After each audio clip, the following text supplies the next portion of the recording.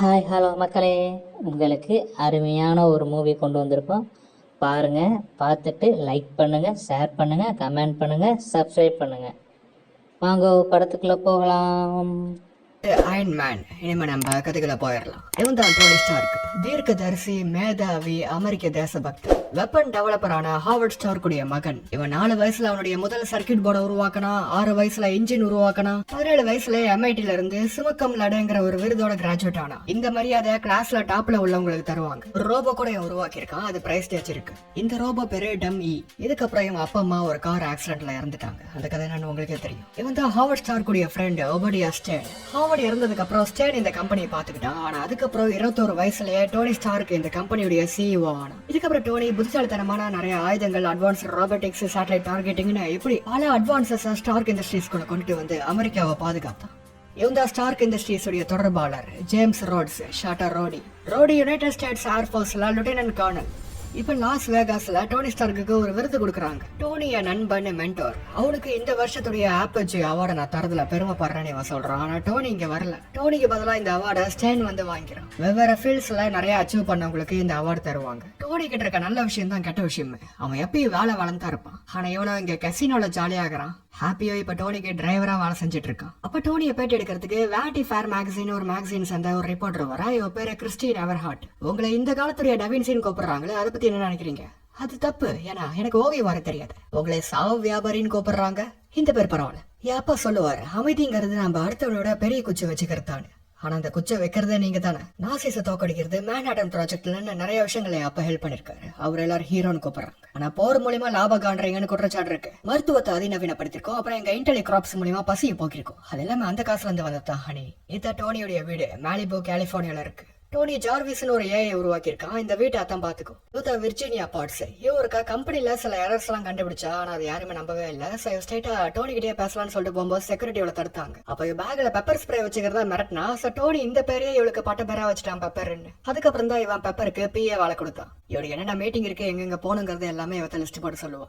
நீங்க சீக்கிரம் கிளம்புங்க, ஏன்னா எனக்கும் பிளான்ஸ் இருக்குன்னு இவ சொல்றா. ஏன்னா இன்னைக்கு இவனுடைய பர்த்டே. இவனு ரோடி கூட ஆப்கானிஸ்தான்ல உள்ள பக்ரம் ஏர் பேஸ்னு ஒரு பேஸுக்கு போறான். அங்க உருவாக்கின ஒரு புது வெப்பனை டெமோ காட்ட போறான். இதை பார்த்து பயப்படணுமா இல்ல மரியாதை தரணுமான்னு தெரியல. ரெண்டுமே கொடுத்தா சூப்பரா இருக்கும். எங்க ரிப்பல்சர் டெக்னாலஜி கொண்ட முதல் மிசைல் சிஸ்டம் இது.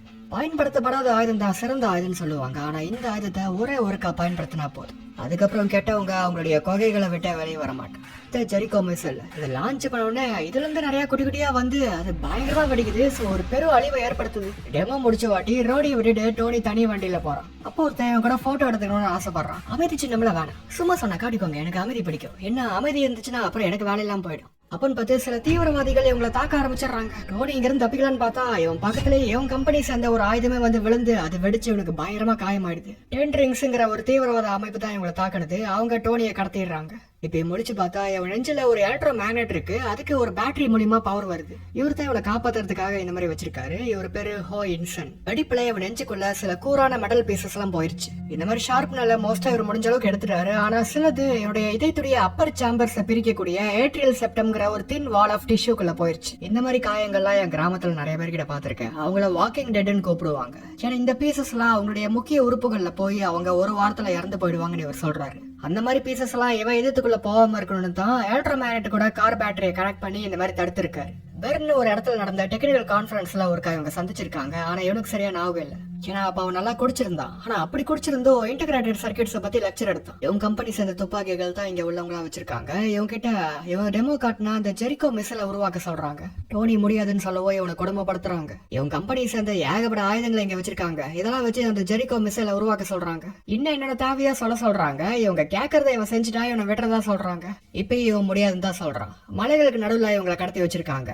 டோனியை ஆளுங்களாம் தேடினா கூட கண்டுபிடிக்க முடியாது. எப்படி இவங்க நம்ம 2 பேத்தையும் கொல்லதான் போறாங்க. அவங்க கொல்லினா கூட இந்த ஷார்ப்னஸ் மூலியமா நானே ஒரு வாரத்துல இறந்துருவேன். அப்ப இது உனக்கு ஒரு முக்கியமான வாரமா அமைய போகுது. கடைசியை வந்து ஜெரிகோ மிசைல சைரனை ஒத்துக்கிட்டு இவனுக்கு தேவையான பொருட்கள் எல்லாம் கேட்கறான். இன்சனுக்கு நிறைய மொழிகள் தெரியும். ஆனா இங்க உள்ளவங்களும் வெவ்வேறு மொழிகள் பேசக்கூடியவங்க தான் கலந்துருக்காங்க. Arabic, Urdu, Dari, Pashto, Mongolian, Farsi, Russian, இப்படி ஏகப்பட்ட லாங்குவேஜஸ் பேசுறவங்க இங்க இருக்காங்க. இவங்களும் லாயல் கஸ்டமர்ஸ் தான். இவங்களை 10 ட்ரிங்க்ஸ்ன்னு கூப்பிட்டுக்குவாங்க. அப்புறம் வேலையில சேர்த்துக்கிட்டா வேலையை சீக்கிரம் முடிக்கலாம்ல. இது மாதிரி சின்ன சின்ன மெசேஜ்ல பல்லடியம் மெட்டல் 0.15 கிராம்ஸ் இருக்கு. நமக்கு 1.6 கிராம்ஸ் தேவை. ஸோ இன்னும் ஒரு 11 மிசைல்ஸை உடச்சி எடுங்கன்னு சொல்றான். இவங்களாம் எப்பயே உங்களை கேமரா மூலியமா கண்காணிச்சுட்டே இருக்காங்க. இப்போ இந்த பெலடியம்லாம் உருக்கி இந்த அச்சில் ஊத்துறாங்க. பார்த்து வேஸ்ட் ஆகிட போகுது. இது மாதிரி தான் நம்ம கிட்ட இருக்கு.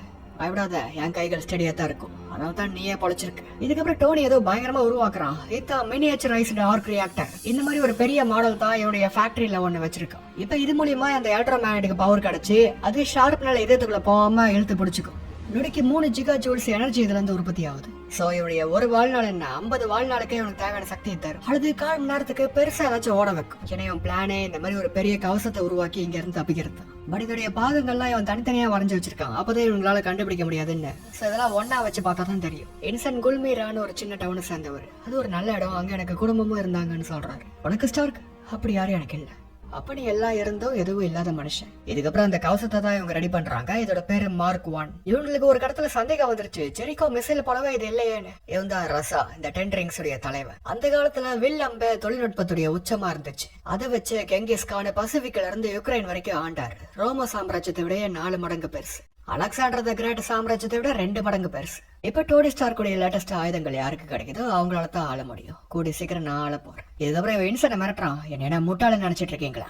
உண்மை சொல்ல என்ன இங்க செஞ்சிட்டு இருக்கீங்க? இவரு ஜெரிகோ தான் உருவாக்கிட்டு இருக்கோன்னு சொல்றாரு. அவரு எனக்கு தேவை. அவரு ஒரு நல்ல அசிஸ்டன்ட். டோனி அப்படியே அவரை காப்பாத்திடுறான். நாளைக்குள்ள என் மிஸ்ஸில் நீ செய்யறேன், இல்லைன்னா அவ்வளோதான் சொல்லிட்டு மிரட்டிட்டு போறான். இதுக்கப்புறம் இவங்க வேகமா மார்க் 1 சூட்டை உருவாக்க ஆரம்பிச்சிடுறாங்க. அந்த சூட்டை உருவாக்கி முடிச்சு வாட்டி இன்சன் டோனி மேல அந்த சூட்டை மாட்டுறாரு. கேமரால தெரியாத மாதிரி அவங்க மறைஞ்சிருக்காங்க. சோ இவங்க என்ன செய்யறாங்கன்னு பார்த்தா தெரிய மாட்டேங்குது. இதனால 2 பேரும் கதவு கிட்ட வந்து கத்துறானுங்க. அவனுங்க ஹங்கேரியன் பேசுறானுங்க. சோ இன்சனால பதிலளிக்க முடியல, ஏன்னா இவருக்கு ஹங்கேரியன் தெரியாது. கதவுல இவங்க பாம்பு வச்சிருக்காங்க. சோ அவனுங்க கதவு திறந்தவன வெடிச்சிருச்சு. இதை பார்த்து ரசா இன்னும் நிறைய பேர் அனுப்புறான். இந்த சூட்டுடைய பவர் சீக்வன்ஸ் ஃபுல்லா ஏறி முடியணும். அப்பதான் இந்த சூட்டு கம்ப்ளீட் ஆகும். இதுக்கு போதுமான நேரத்தை நான் வாங்கி தரேன்னு சொல்லிட்டு கன் எடுத்துட்டு அவர் கிளம்புறாரு. நான் பிளான் படி இங்கே இருக்கேன்னு சொல்ல மத்தவங்க தத்திருப்ப போயிடுறாரு. இதுக்கப்புறம் பவர் சீக்வன்ஸ் ஏறி முடிஞ்சிருச்சு. இதுல வெளியே இருந்த பவரே போகுது. சோ மார்க் 1 சூட்டு செயல்பாடுக்கு வந்துருச்சு. இது பயங்கரமா இருக்குது. இதை வச்சு செம்மையா சண்டை போட முடியுது. இதை சுட்டால் ஒண்ணாக மாட்டேங்குது. எல்லாரும் இதை பார்த்து பயப்படுறானுங்க. இது செம்ம ஸ்ட்ராங்கா இருக்கு. அப்ப இதோட கையை மாட்டிக்குவோம். ஒருத்தன் சுட வந்து அவன் மேலே ரெஃப்ளெக்ட் ஆயிடுது. ரசாப தாக்கனா அவன் ஈஸியா டாஜ் ஆகி பதிலுக்கு இவனும் தாக்குறான். இன்சனை இவனுக்கு ஏற்கனவே தாக்கிட்டானுங்க. அவர் இப்ப இறந்துட்டு இருக்காரு. பிளான் படி இருக்க வேண்டியதானே நீங்க. ஆரம்பத்துல இருந்து இதான் பிளான் ஸ்டார்க். உங்க ஃபேமிலி பார்க்க போலாம் வாங்க. அவங்க ஏற்கனவே இறந்துட்டாங்க. அவங்கள பார்க்கத்தான் நான் இப்ப போயிட்டு இருக்கு. என் வாழ்க்கையை காப்பாத்துறதுக்கு தேங்க்யூ. அந்த வாழ்க்கையை வேஸ்ட் ஆக்கிறாதுன்னு சொல்லிட்டு இவர் இறந்துடுறாரு. இதுக்கப்புறம் இவங்க கொகையை விட்டு வெளியே வந்தா வெளியே எக்கச்சக்கமான பேர் சொல்றானுங்க. ஆனா இவ்வளவு சொட்டும் இந்த கவசத்துக்கு ஒண்ணும் ஆகல. இப்ப ஏன் டர்ன் அப்படின்னு டோனி ஃபிளேம் த்ரோஸ் வச்சு எரிச்சு தாடுறான். அப்படியே இங்க இருந்த இவன் ஸ்டார்க் இண்டஸ்ட்ரீஸ் அந்த ஆயுதங்களையும் ஃபுல்லா எரிச்சு அடிக்கிறான். இவங்களோ பெரிய கண்ணை வச்சு தாக்குறானுங்க. கவசத்துடைய வீக்கான இடத்துல எல்லாம் குறி வச்சு தாக்குறானுங்க. இருந்தாலும் டோனி சமாளிச்சுட்டு இங்க இருந்த ஆயுதங்களை எல்லாம் ஃபுல்லா எரிச்சு வாட்டி பறந்து இங்க இருந்து தப்பிச்சு தனியா போய் விழுந்துடுறான். கடைசியா ரோடி மத்தவங்களே இவனை கண்டுபிடிச்சு இவனை காப்பாத்திடுறாங்க. அடுத்த டைம் நீ ஏன் கூட வண்டியில வா. இவனுக்காக ஸ்ட்ரெச்சர்லாம் எடுத்துட்டு வராங்க. என்ன வளர்றீங்களா? இதெல்லாம் வேணாம்னு சொல்லிடுறான். கண்கள்லாம் சிவப்பா இருக்கு. காணாம போனவன் பாஸ்க்காக நீ அழுந்தியா? இது ஆனந்த கண்ணீர். வேலை தேடி அலையிறது எனக்கு பிடிக்காது. இதுக்கப்புறம் பெப்பர் ஹாப்பி கிட்ட ஹாஸ்பிட்டல் போங்கன்னு சொன்னா இல்ல ஹாஸ்பிட்டல்ல வேணாம். 3 மாசங்களா என்னை பிடிச்சு வச்சிருந்தாங்க. எனக்கு ஒரு அமெரிக்கன் சீஸ் பர்கர் வேணும். அப்புறம் நீ கால் பண்ணி இப்ப பிரஸ் கான்ஃபரன்ஸுக்கு ஏற்பாடு பண்ணுன்னு சொல்றான். அப்ப ஏஜென்ட் ஃபில் கால்சன் ஒருத்தன் strategic homeland intervention enforcement and logistics division ஏதோ டிவிஷன் வரும். ஷீல்டு தான் அது. வேற சொல்லவே ஒரு நாள் தேவை போல. ஆமா நாங்களும் பேர மாத்தலாம்னு யோசிச்சுட்டு இருக்கோம். ஏற்கனவே டிஓடி FBI CIA எல்லாரும் விசாரிக்க காத்துட்டு இருக்காங்க. நாங்க கொஞ்சம் முக்கியமானவங்க. டோனி எப்படி தப்பிச்சாங்கிற டீடைல் எங்களுக்கு வேணும்னு சொல்லி அவன் கேட்கறான். ஓகே நம்ம மீட்டிங் அப்புறம் வச்சுக்கலாம்னு சொல்றான். டோனியோ நிம்மதியா சீஸ் பர்கர் சாப்பிட்டுட்டு அப்படியே எல்லாரையும் உட்கார சொல்லி பேசுறான். என் அப்பாக்கு என்னால குட் பை சொல்ல கூட டைம் கிடைக்கல. அவர் இருந்திருந்தா கண்டிப்பா அவர்கிட்ட இந்த கம்பெனி பத்தி எப்படி அவர் ஃபீல் பண்றாருன்னு பேசியிருப்பேன். அமெரிக்க மக்களை பாதுகாக்கிறதுக்கு எந்த ஆயுதங்கள் நான் உருவாக்கணும்னோ அதே ஆயுதங்களால அவங்க கொல்லப்படுறதை என் கண்ணால பார்த்தேன். அப்படி அங்க என்னாச்சு? என் கண்கள் திறக்கப்பட்டுச்சு. எல்லாத்தையும் அழிக்கிறதுக்கு பதிலா இந்த உலகத்துக்கு நான் கொடுக்க எவ்வளவோ இருக்கு. அதனால இந்த ஸ்டார்க் இன்டர்நேஷனலுடைய வெப்பன்ஸ் மேனுஃபேக்சரிங் டிவிஷன் நான் ஷடன் பண்றேன்னு சொல்லி அறிவிச்சிடறான். இதுகிட்டலாம் பதறி போயிடுறாங்க. டோனி திரும்ப வந்துட்டாரு. அதை நினைச்சு நம்ம சந்தோஷப்படலாம். கம்பெனிக்குள்ள நாங்க கலந்து பேசி உங்களுக்கு நாங்க என்னன்னு சொல்றேன்னு சொல்லிட்டு ஸ்டேன் சமாளிக்கிறோம். இதான் டோனி ஃபேக்டரியில உள்ள பெரிய சைஸ் ஆர்க் ரியாக்டர். டோனி நம்ம ஆயுதங்களை உருவாக்குறவங்க. நம்ம இல்லாம உலகத்துல குழப்பம் ஏற்படுறோம். ஆனா நான் பார்த்த விஷயம் அது இல்ல. ஆர்க் ரியாக்டர் மாதிரி நம்ம வேற ஏதாச்சும் உலகத்துக்கு தரலாம். இது ஒரு பப்ளிசிட்டி ஸ்டண்ட், ஒரு சயின்ஸ் ப்ராஜெக்ட். இதை உருவாக்குறதுக்கு முன்னாடியே இது காஸ்ட் எஃபெக்டிவா இருக்காது, போட்ட செலவுக்கு ஈடு ஆகாதுன்னு நமக்கு தெரியும்ல. இதை உருவாக்குன 30 வருஷத்துல எந்த பிரேக் த்ரோவே இல்லல்ல. அப்படித்தானே அவங்க சொல்றாங்க. உங்க மூஞ்ச பார்த்தா விஷயம் உங்களுக்கு ஏற்கனவே தெரியும் போலயே. ரோடி சொன்னா இல்ல பெப்பர் சொன்னால அதை காட்டுன்னு இவன் கேட்கறான். இவனும் யாருக்கும் தெரியாம காட்டுறான். டோனி நாம ஒரு டீம், ஒரு அப்பா பையன் போல நம்ம பிரியாம இருக்கணும். ரெடி ஃபயர் எய்ம், இந்த பிசினஸே வேணாம். இதே வரிகளை தான் அப்படியே அப்பா சொல்லுவார். இவங்க கம்பெனி ஸ்டாக்கெல்லாம் இறங்கி போயிருச்சு. ஆயுதங்களை உருவாக்காத ஒரு ஆயுத கம்பெனியான்னு சொல்லிட்டு சேனல்ல இவங்களை போட்டு கிழிக்கிறாங்க. டோனி அப்ப பெப்பர் உன் கைகள் எவ்வளவு நீளம் இருக்கும், உதவி எனக்கு தேவைன்னு சொல்லி இவ்வளவு கூப்பிடுறான். மெலிசா நீளமா உன் கைகள் பக்கவா இருக்கு. என்ன உதவினா உள்ள ஒயர் மாட்டி ஷார்ட் ஆயிட்டு இருக்குது, அந்த ஒயர் எடுக்க சொல்றான். ஆனா இதுக்கான குவாலிபிகேஷன்லாம் எனக்கு இல்லையே. உனக்கு இதுக்கான குவாலிபிகேஷன் எல்லாமே இருக்கு, ஏன்னா நம்புற ஒரே ஆள் நீ தான். இவ்வளவு உள்ள கையை விட்டா உள்ள ஒரே சீ பிடிச்சு போய் நாத்தடிக்குது. இதுக்கப்புறம் இவ்வளவு கஷ்டப்பட்டு உள்ள இருந்த காப்பர் ஒயர் எடுத்துடுறா. இதோட எண்ட்ல தான் மேக்னெட் இருக்கு, எலக்ட்ரோ மேக்னெட் எடுத்ததுனால இப்ப இவனுக்கு கார்டியாக் அரெஸ்ட் வருது. எப்படியோ இதுல இவ சாவறதுக்குள்ள இந்த ஆர்க் ரியாக்டரை இதுக்குள்ள இவ கனெக்ட் பண்ணி இவனை காப்பாத்திடுறா. இது இப்ப இவன் மாடிஃபை பண்ணி உருவாக்கின ஒரு புது ஆர்க் ரியாக்டர். இதான் பழசா அழிச்சு எரிச்சிட சொல்லிடுறான். ஒரு பக்கம் ரோடியோ எதிர்காலத்துல பிளேன்ஸ் எல்லாம் தானா பார்க்குமோ இல்ல பைலட்ஸ் இருப்பாங்களோ, ஆனா பைலட்ஸுக்கு இருக்கிற இன்ஸ்டிங்ஸ் தானா பார்க்கறதுல இருக்காதுன்னு சொல்றான். ஏன் தானா பறந்தா என்னன்னு டோனி அங்க வரான். இதுக்கப்புறம் இவன் ரோடி கிட்ட நான் ஒரு பெரிய விஷயத்த செஞ்சுட்டு இருக்கேன், மிலிட்டரி சம்பந்தப்பட்ட விஷயம் இல்ல, அதுல நீ ஒரு அங்கமா வரணும்னு சொல்றான். ஆனா ரோடியோ மனசு சரியாக்க இப்போ உனக்கு தேவை டைம் தான், வேற எதுவும் இல்லைன்னு சொல்றான். பட் இதுக்கப்புறம் டோனி மார்க் 2 சூட்டை உருவாக்க ஆரம்பிச்சிடறான். இந்த மார்க் 2 ப்ராஜெக்ட் அதை ஸ்டார்க் இண்டஸ்ட்ரீஸ் சென்ட்ரல் டேட்டா பேஸ்ல ஸ்டோர் பண்ணிட்டோமான்னு சார்விஸ் இடத்துக்கு இல்ல என் தனி பிரைவேட் சர்வர்ல வச்சிருன்னு சொல்றான். ஏன்னா இப்ப என் கம்பெனில யார் நம்புறதுன்னு எனக்கே தெரியலன்னு சொல்றான். ரகசிய ப்ராஜெக்டா சார், இது தப்பான கைகள்ல மாட்டிடக்கூடாது. ஒரு பக்கம் ரசம் இன்னும் சாவுல அடிபட்டு பொழைச்சுக்கிட்டான். அவனும் ஆளுங்களும் பாலைவனத்துல விழுந்து சதர்ன மார்க் 1 சோட்டை சேகரிச்சிட்டு இருக்காங்க. டோனியோ அந்த ரிப்பல்சர் டெக்கை வச்சு பறக்க ட்ரை பண்றான். ஃபர்ஸ்ட் 10% த்ரஸ்ட் கெப்பாசிட்டி வைக்கிறான். பட் அது ரொம்ப அதிகமா இருக்குது, பொத்தடி இடிச்சு விழுந்துடுறான். இந்த மாதிரி கையிலேயே உருவாக்கிக்கிட்டா பறக்கிறத கட்டுப்படுத்துறது ஈஸியா இருக்கும்னு கைகளுக்கு உருவாக்குறான். ஆயுதங்களை உருவாக்க மாட்டீங்கன்னு சொன்னீங்க. ஆமா, இது ஃபிளைட் ஸ்டேபிளைசர் தான், இது ஆபத்து இல்ல. இதுலயும் த்ரஸ்ட் அதிகமா இருக்குது. கம்பெனில இப்ப ஒரு போர்ட் மீட்டிங் வச்சாங்க, ஆனா அதுக்கு டோனியை கூப்பிடவே இல்லை. ஏன்னா டோனி போஸ்ட் டிராமாட்டிக் ஸ்ட்ரெஸ்ல இருப்பான்னு போர்டு அவனை ஒதுக்கிட்டாங்க. இவன் மேல ஒரு இன்ஜெக்ஷனும் ஃபைல் பண்ண போறாங்க. அப்படின்னா கோர்ட் ஆர்டர். கம்பெனில இனிமேட்டு இவன் எதுவும் செய்யக்கூடாதுன்னு கோர்ட் ஆர்டர் வாங்க போறாங்க. இதுக்கடி இவன் கோவமான ஸ்டேடோ இதெல்லாம் நான் பாத்துக்கிறேன், அப்படியே இதை கொடுத்தீங்கன்னா இதை நான் இன்ஜினியர் வச்சு அனலைஸ் பண்ண சொல்றேன்னு சொல்லிட்டு ஆர்க் ரியாக்டரை கேட்கறான். சாரி, இது என்கிட்ட தான் இருக்கணும்னு சொல்லிட்டு இவன் கிளம்பிடுறான். டோனி மறுபடியும் பறக்க ட்ரை பண்ண போறான். டம்மி கிட்ட ஃபயர் எக்ஸ்டிங்ஷரை கொடுத்துட்டான். நெருப்பே இல்லாம இதை வச்சு நீ அடிச்சுனா அவனை சிட்டி காலேஜுக்கு டொனேட் பண்ணிடுவேன் பாத்துக்கோ. இப்ப 1% த்ரஸ்ட் கெப்பாசிட்டியில பறக்கிறான், பறக்க முடியுது. நீ ஃபாலோ பண்ணாத, நெருப்பு பத்திர மாதிரி இருக்குது மேல, நீ அப்படியே அடுத்த 2.5%ல பறக்கிறான். இது கொஞ்சம் கஷ்டமா தான் இருக்கு ஆரம்பத்துல, ஆனா போக போக கட்டுப்பாட்டு தான் பழகிக்கிறான். அடிச்சிடாத, இனிமே நாள் பறக்க முடியும்னு சொல்லிட்டு இவனு சூட்ட பண்ண ஆரம்பிச்சிடறான். இந்த சூட்டுக்குள்ளேயே ஜார்விஸ் இருக்கிற மாதிரி கனெக்ட் பண்ணிட்டான். சோ ஜார்விஸ் எனக்கு நல்லா ஹெல்ப் பண்ண போகுது. இப்ப ஜார்விஸ் இதுக்குள்ள ஃபுல்லா அப்லோட் ஆன மாட்டி ஜார்விஸே இந்த சூட்ல உள்ள எல்லா பாகங்களும் கரெக்டா வேலை செய்தான்னு செக் பண்ணுது. இதுக்கப்புறம் weather, air traffic control, ATC எல்லாம் செக் பண்ண சொல்றான். ஆனா சார், பறக்கிறது மாதிரி டெராபைட்ஸ் ஆஃப் டேட்டாவை கணக்கு போடணும்னு சொல்ல ஜார்விஸ் சில சமயம் நீ நடக்கிறது மாதிரி ஓடி ஆகுதுன்னு சொல்லிட்டு இவன் பறக்க ஆரம்பிச்சிடறான். பறக்கிறது செமையா இருக்கு. இதுதான் இவனுக்கு கனவு மாதிரி ஃபீல் ஆகுது. தூரமா இருக்கிறது கூட இவன் டெக்கை யூஸ் பண்ணி நல்லா ஜூம் பண்ணி பார்க்க முடியுது. SR-71 பிளாக் பேர்டுங்கிற ஒரு ஃபிக்ஸ்டு விங் ஃபிளைட், அது அப்படின்னு ஒரு பிளேன் இருக்கு. அது 85,000 ஃபீட் உயரத்துல ஓட்டி ஆல்டிடியூட் ரெக்கார்ட் பண்ணிருக்காங்க. அந்த ரெக்கார்டை உடைக்கிறதுக்காக இப்ப இவன் உயர பறக்க ஆரம்பிக்கிறான். ஆனா இவன் உயரம் போக போக இவன் சூட்டு ஐஸா உரையுது. கடைசியா இவன் சூட்டு ஃபுல்லா உறைஞ்சு போய் ஜார்விஸ் வேலை செய்யல. ஏர்கிராப்ட்ஸ்ல உள்ளது போலயே சூட்லயும் அவன் ஃபிளாப்ஸ் வச்சிருக்கான். சோ அதை மேனுவலா இவன் வர வச்சு ஐஸை உடைச்சிடறான். ஷார்ட்டா சொல்ல போனா ஃபிளாப்ஸ்ங்கிறது பறக்கிறத கண்ட்ரோல் பண்றதுக்கு யூஸ் பண்றது.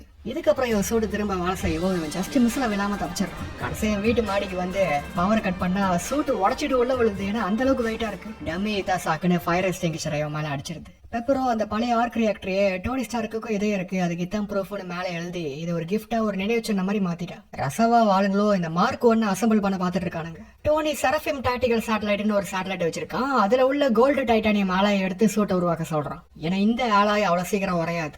ஏர்கிராஃப்ட் ஸ்ட்ரக்சருக்குன்னு ஒரு அளவுகோல் வச்சிருப்பாங்க, ஃபியூஸ்லாஜ் இன்டெகிரிட்டின்னு. அதுபடியோ அந்த பவர் டு வெயிட் ரேஷியோவும் கரெக்டா இருக்கிற மாதிரி சூட் ரெடி பண்ண சொல்றான். அப்பதான் நியூஸ்ல பாக்குறான், டிஸ்னி கான்சர்ட் ஹால்ல டோனி ஸ்டார்க்கு 3rd ஆனுவல் பெனிஃபிட்னு ஃபயர் ஃபைட்டர்ஸ்க்குலாம் ஃபேமிலி ஃபண்ட் தராங்க.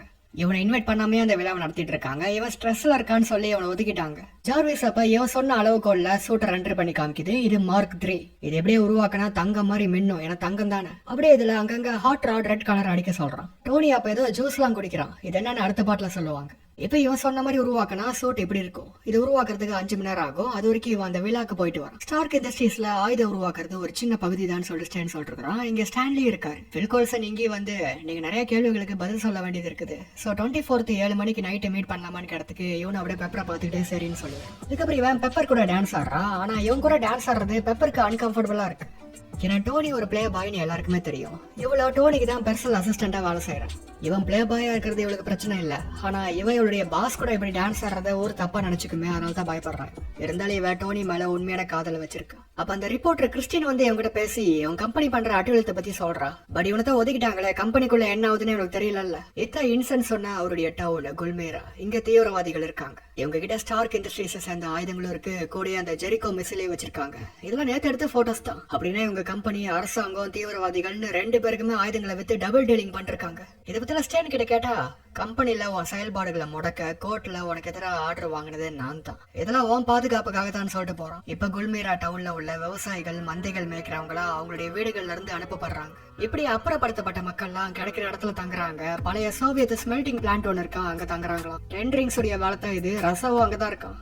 குடும்பத்தை சேர்ந்த ஆம்பளைங்க எல்லாம் கடத்துறாங்களாம். இதெல்லாம் கேட்டு உனக்கு காண்டாவுது. ஏன்னா இவன் பேர்ல தானே அந்த ஆயுதங்கள்லாம் இருக்கு. வாண்டா பேடுறவுடைய அப்பா அம்மா கூட இவன் ஆயுதங்கள் மூலியமா தான் இறந்திருப்பாங்க. அதனால்தான் அவங்க 2 பேரும் இவன் மேல கொலை காலில் இருந்தாங்க. ஏஜ் ஆஃப் ஆல்ட்ரான்ல டோனி அப்ப இந்த ரிப்பல்சர் டெக்கே ஆயுதமா பயன்படுத்தி பாக்குறான். செம்மையா தாக்குது.